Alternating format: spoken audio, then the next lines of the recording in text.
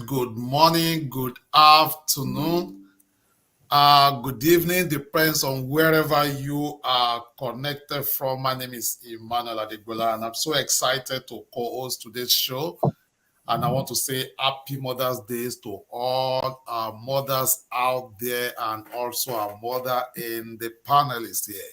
So thank you so much for being a good mother that you have. We really appreciate you guys, and we cannot do anything without you. We love you all. So today we are here again from Keyna Health Show, and we're going to be presenting to you very important topic that everybody, though these days, we all talk about mental health as a kid, as an adult, either you're a teenager or young adult. I mean, everybody.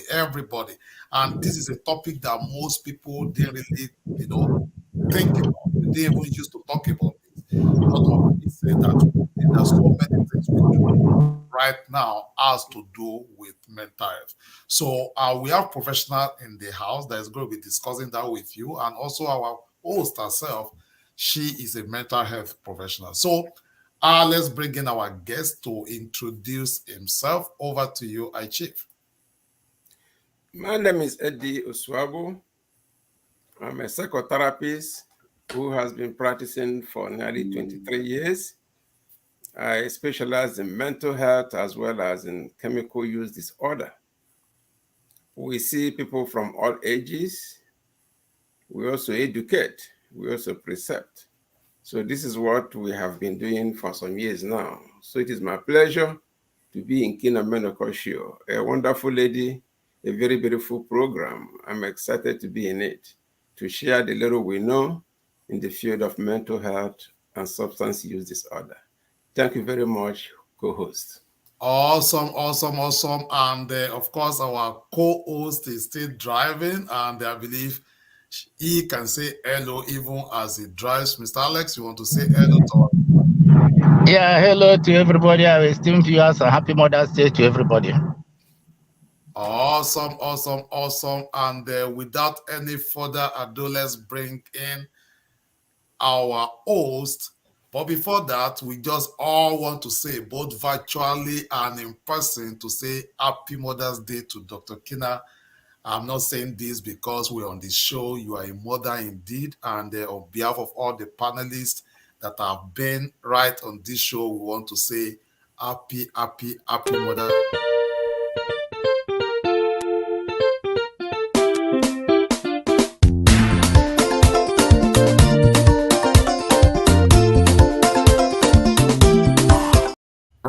All right, over to you, Dr. Keyna, as you present and introduce today's topic.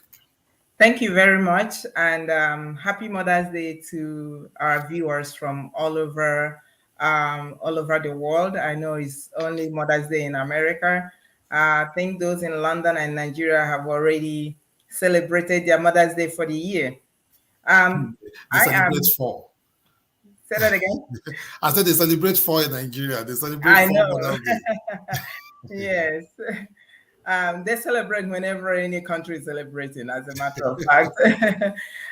My name is Dr. Keyna Menokor. I am a mental health nurse practitioner. I'm also a family nurse practitioner. I've been practicing for quite some time.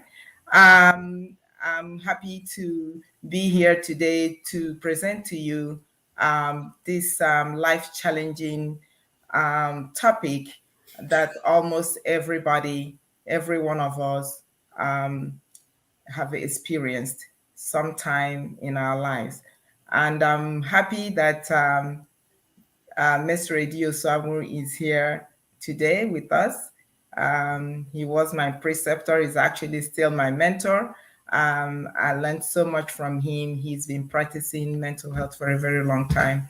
And we are glad to have him so that he can help us and help our audience see what they can gather from today's health show so that he can help everybody towards living a better life. Thank you and welcome. Awesome. And just to kind of let you guys know, we used to have this program for 1 hour, but today, as we announced during our last episode, it's going to be just 30 minutes. And it's part of what we are discussing, mental health. People these days can barely just stay for 1 hour to watch a program or watch a recording. So that is why we cut it down to 30 minutes. And if we can't finish all the questions, then of course we will continue from wherever we stop. And since my co-host is still driving, then the host is going to step into the shoe and actually host the show by own almost all the questions. I'll be coming in and out. So we have all the questions for, and I know that our guest presenter also is ready to just, demystify all the questions. So over to you, Dr. Keyna. All right, Mr. Eddie. We talk about life changes and we talk about life challenges. How does life changes and life challenges affect us mentally? And what are they? What are these life changes and life challenges that can affect our mental health? As you know, as some professionals have said in the past, that life is a metamorphosis. There are changes. Our brains are not fixed. Our bodies are not fixed. There is always an ongoing growth in the body as well as in the mind, as well as in the will. So as we grow, things will happen. Some may be traumatic, some may be exciting. They do impact us. The brain, from time to time, gets impacted for one reason or the other. And when they impact the brain, due to environment, due to other life challenges, people do respond to it. Some people do react to it.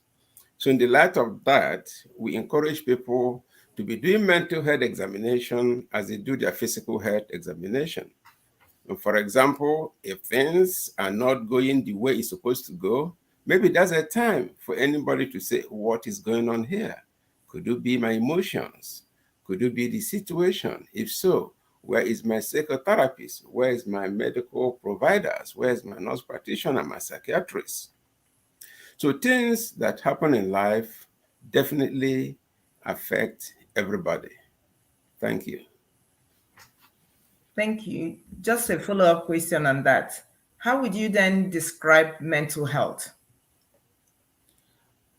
In a simple way, I see mental health as like in other aspects of health, when the brain or the brain chemistry is no longer functioning properly due to an impact to the brain. In other words, the brain chemistry sometimes do have negative impact, which will affect the way we see things, which will in turn affect the way we behave.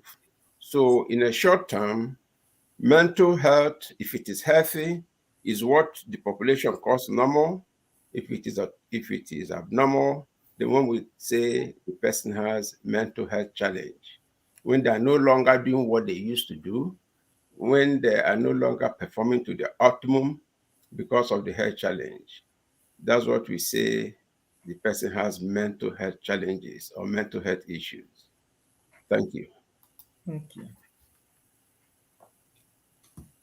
Emmanuel, do you have any questions for him so far?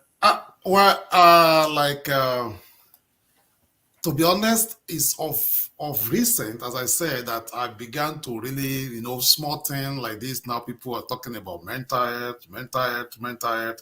Like we run a foster home, and there was an issue not quite long, and the attorney of this baby came to the house and started telling, talking to me that, okay, yeah, the boy is supposed to be going out. If he doesn't go outside of the house, it can affect his mental health. And I was wondering, okay, I mean, and she wasn't taking it lightly. So it's like everything these days, everything is just boiling down to mental health. I mean, I'm a pastor in the church. We don't normally look into this topic before, but these days now, mental health also is becoming a topic that most people have to visit. For instance, somebody just experienced loss. It could be loss of a loved one. It could be financial loss. Mental health steps in, but we don't normally talk about that, especially in the church. So I'm going, maybe I'm jumping the questions, but maybe I Chief could possibly address this. Like for instance, in one thing I noticed in African churches, in quotes, is that let's say someone lost a beloved one. There's nothing like a follow-up from the leadership. That we don't go for like counseling to check our mental health, how that loss is affecting us. And you notice that some people, maybe they lost their parent, they'll start misbehaving or behaving irrational, but they will never relate that to mental health. What do you have to say about this, sir?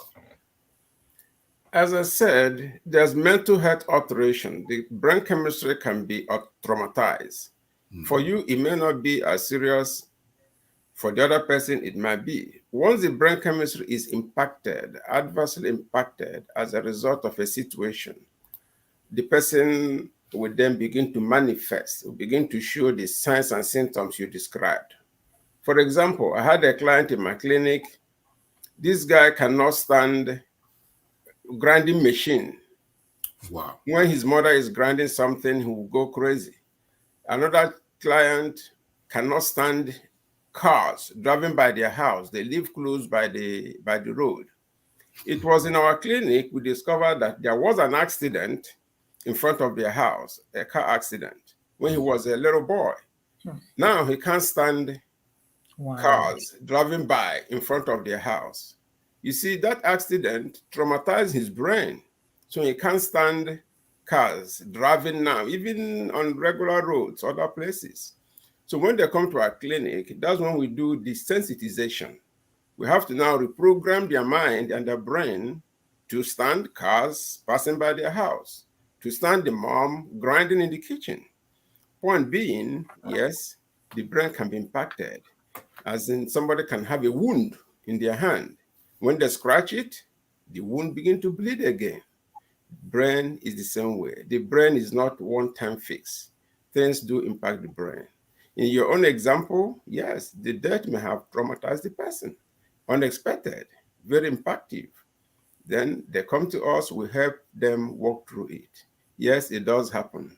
And it is evidence-based. It does happen. It does impact people's behavior and attitude towards the scenario that caused them to be negatively impacted in the first place. Thank you.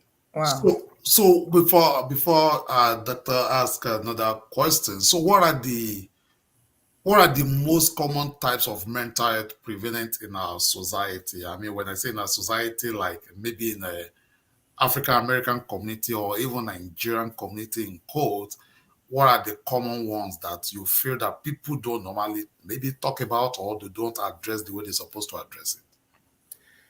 There are two categories of mental illness. There are some that are really very deep, like when we talk about schizophrenia. Commonly, people go through anxiety disorder, depression, anxiety, trauma, bipolar disorder. These are common ones you see. Anxiety, bipolar, depression, trauma. They are very common ones. Even among young people, you see them a lot of anxiety. You see them struggling with it. You wonder, you think it's simple, but for them, they are afraid. They have severe anxiety. They are depressed. They have severe depression. Those are common mental illnesses. But those who are higher, those are the ones like Dr. Keyna and other psychiatrists we treat with mental health medication, like schizophrenia, bipolar disorder, or antisocial behavior disorders. Those that debilitate the person's ability to function properly. So those are the common mental health disorders. Simply defined, any activity that makes it difficult for the person to function normally, to go out of their way, to behave abnormally, then we consider it a mental health challenges because they're no longer functioning the way they used to function, and they're no longer functioning the way that is commonly expected of a standard human behavior. So those are the mental illnesses we talk about. Okay. So you've told us some of those mental health issues.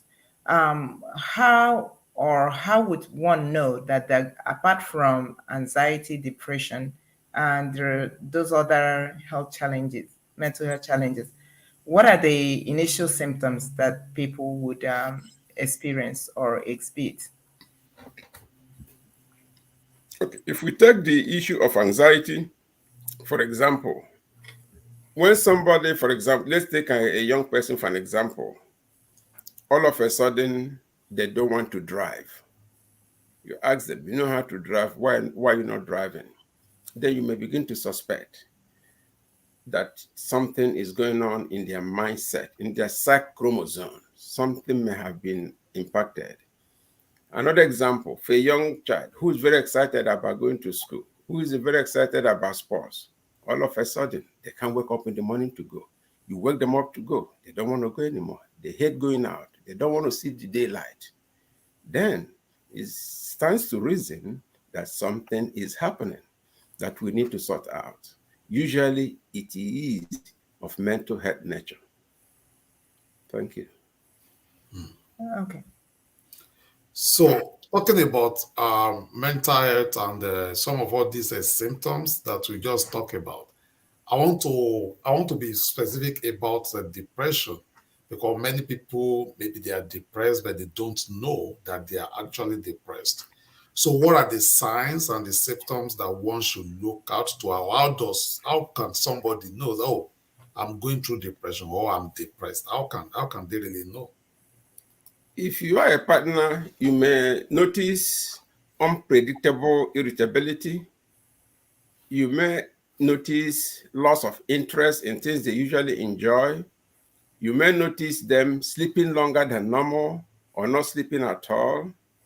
You may notice them not being friendly anymore. You may notice them trying to discard things they don't need to discard. Those are common behaviors that suggest that something is wrong. When you notice simple things like that, that's the time to check the mental health status of the individual. You must see a behavioral change.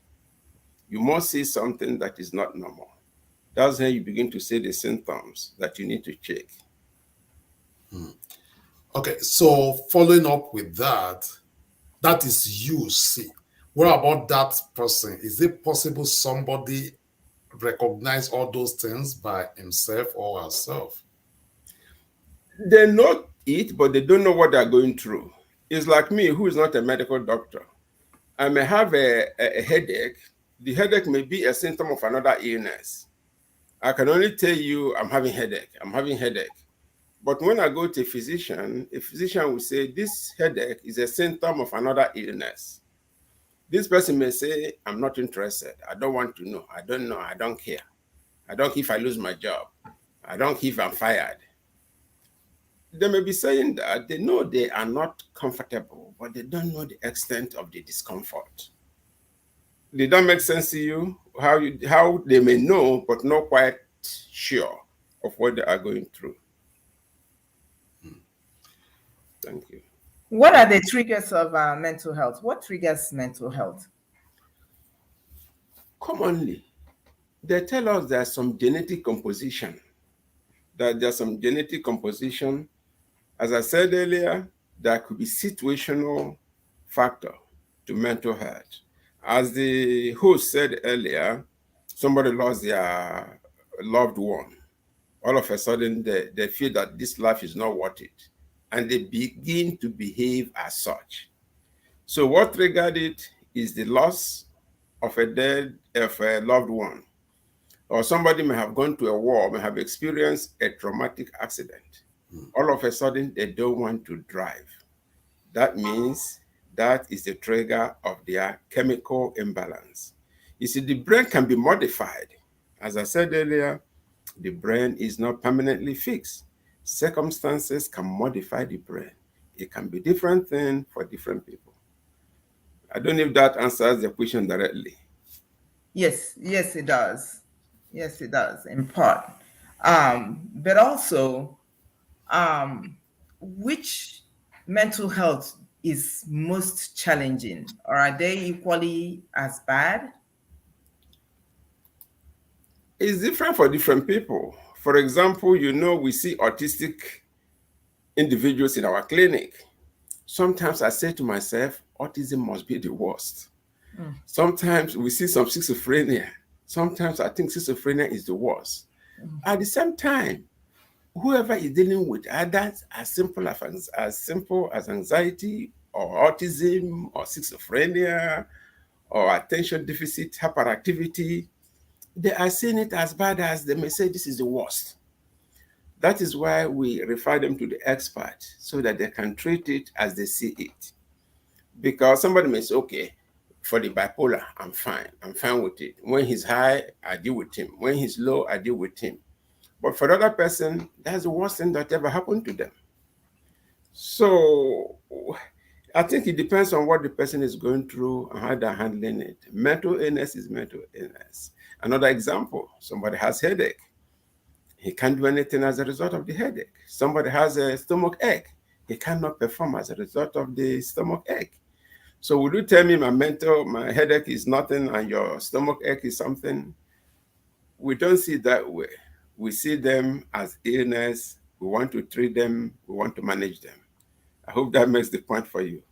Yes. So, just like the providers recommend that we do annual checkups, So, is it necessary, or can you say, okay, because I know these days mental health affect both the kids, adults, as I said before.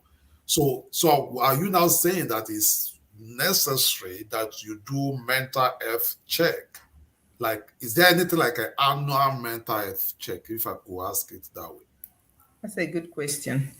Generally speaking, we don't see it as physical physicians see it.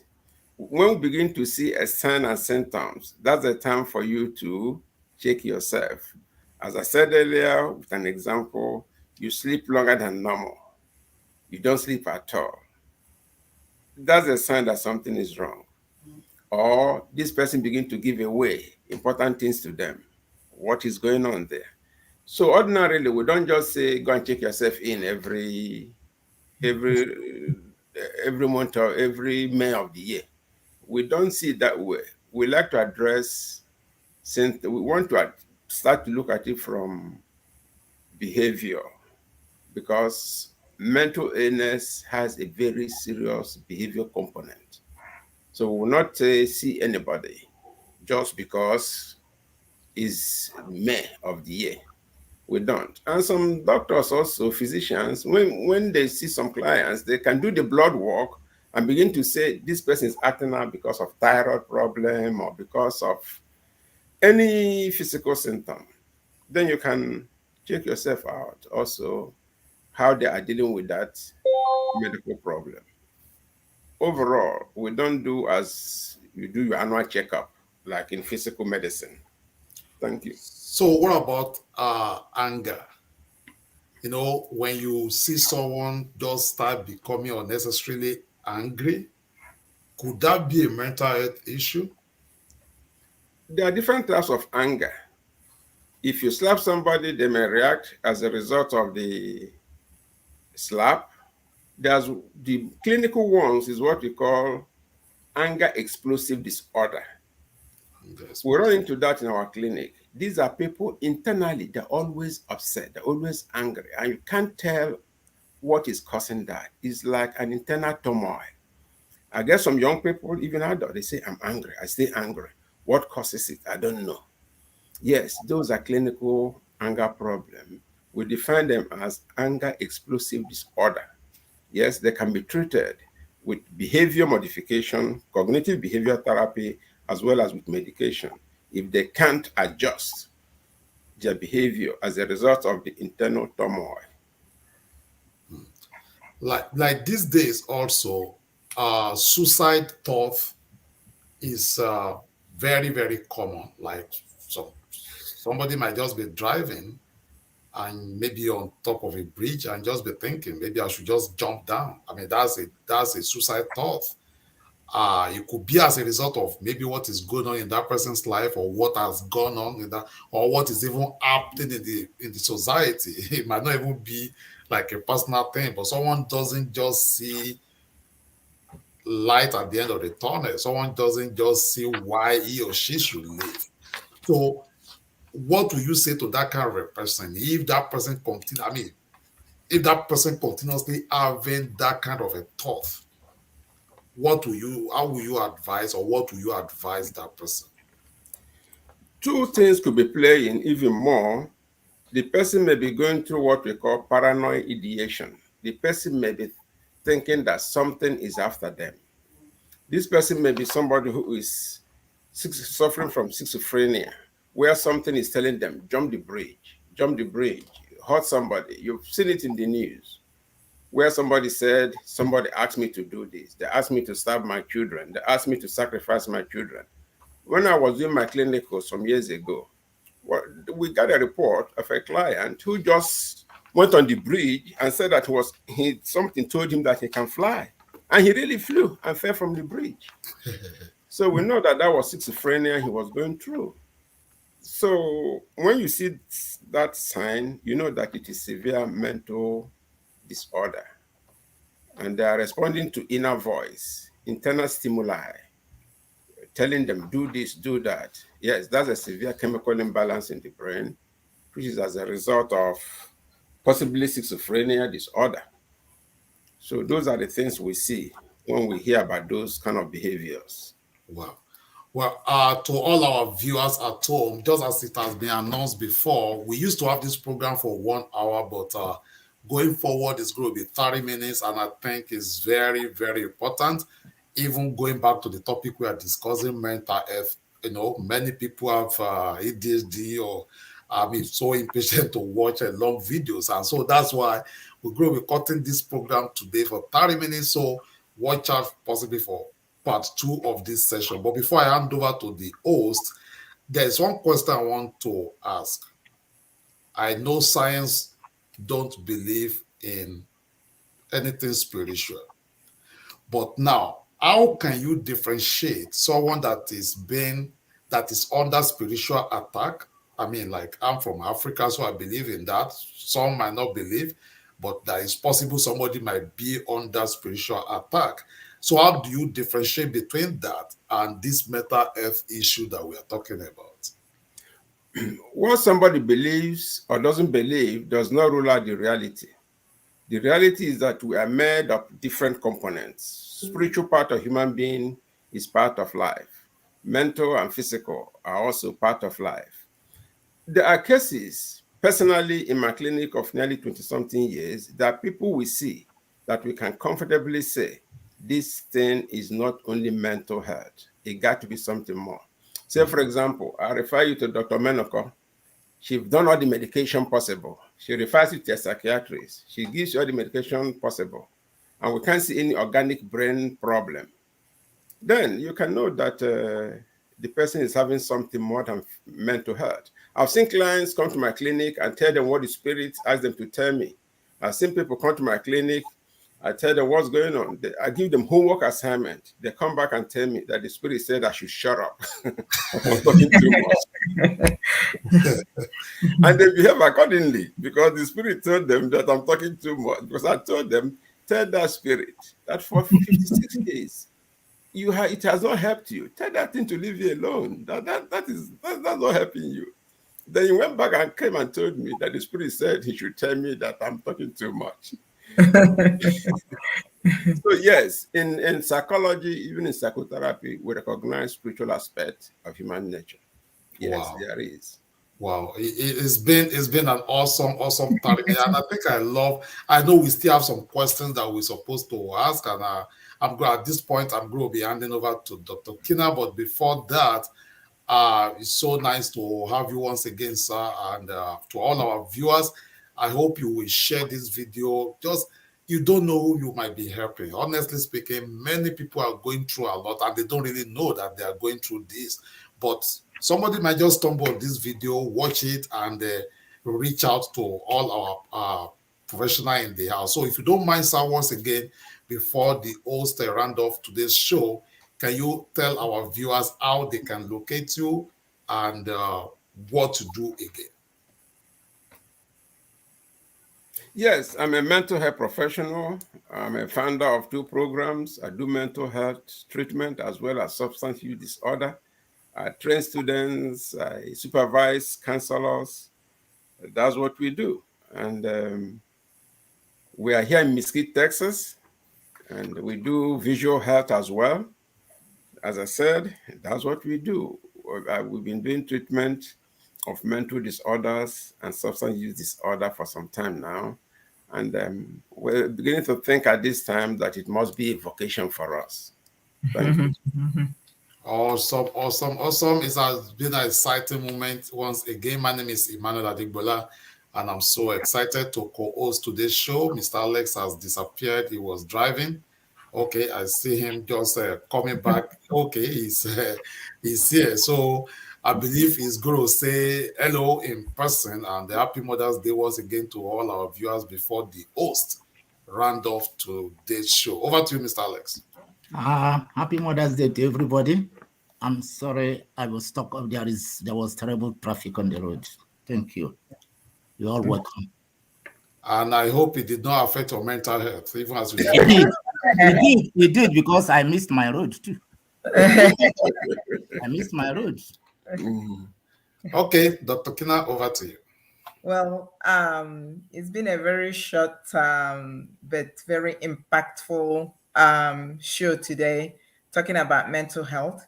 And yes, we have not touched it, most of it, because we did not tell the viewers what can be done to treat mental health. So please watch out for part 2. In anything you do about your health, I always tell my patients there's no way you can disregard your physical health and just talk about mental health. Sometimes the patients come in, they say, I have ADHD, treat me for ADHD. I tell them that the mind and the body are connected and you can never separate it. So as you're taking care of your physical body, you're also taking care of your mental health. So earlier on, Mr. Emmanuel asked about, do you check in for annual mental health exam like you would do annual physical? There is a yes and a no to that answer, because whenever you go in for your physical annual checkup, your doctor is also checking your mental health. And if there's any question or any issue, then he refers you. There are certain scales we use in the clinic to check for depression, to check for ADHD, to check for anxiety. So as you're getting your annual health check, you're also getting your mental health checked as well. So as always, visit your PCP annually, get checked, and do all the follow-up that your doctor have ordered. It's been a great day. Happy Mother's Day again to everybody. And we will see you during part 2. Thank you.